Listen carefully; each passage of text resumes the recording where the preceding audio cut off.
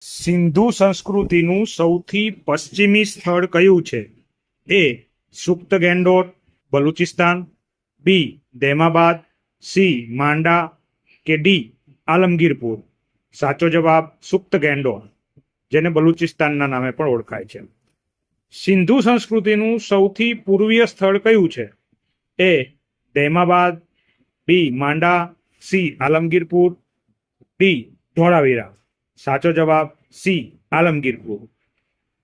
સિંધુ સંસ્કૃતિનું સૌથી ઉત્તરીય સ્થળ કયું છે? એ ધોળાવીરા, બી માંડા, સી સુપ્ત ગેન્ડોર કે ડી રંગપુર. સાચો જવાબ બી માંડા.